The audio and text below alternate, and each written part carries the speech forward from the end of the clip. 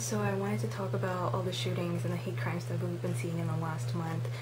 The first one was, of course, the Aurora shooting, and then on Sunday we heard about the Sikh temple shooting in Wisconsin, and then there was the burning down the mosque yesterday morning in Joplin, Missouri.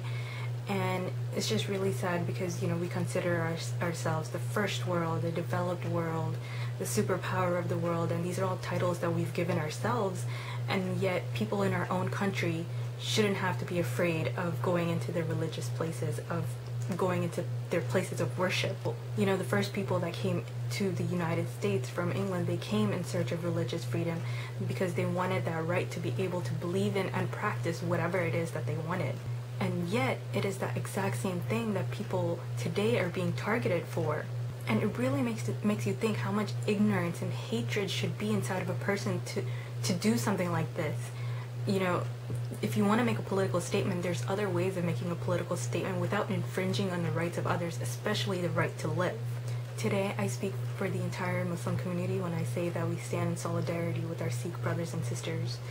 Our deepest condolences, thoughts, and prayers go out to the victims of the families of the victims, and the entire Sikh community. No one should be targeted or persecuted based on what they believe in. This country was built on religious freedom, and we as citizens of this country, it is our responsibility to uphold that. A hate crime against any one group is a hate crime against all of humanity, and as humans, it is our right, it is our job to stand up for those that are being mistreated. In the Quran, in chapter 5, verse 32, it says that anyone who takes an innocent life, it is like he has killed all of humanity. And it's extremely saddening that these things are happening in places of worship. It could have easily been anybody else. It could have been me, it could have been you, it could have been easily anybody else.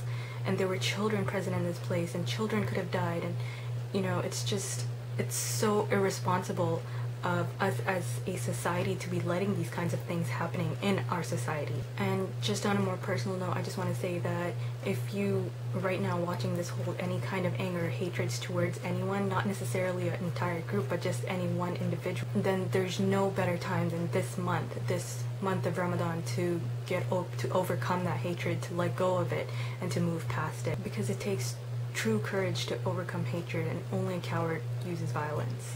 If you would like to donate any money to the families of the victims of the Wisconsin shooting or to the rebuilding of the Joplin Mosque, I'm going to put the links in the description. There's more information about that.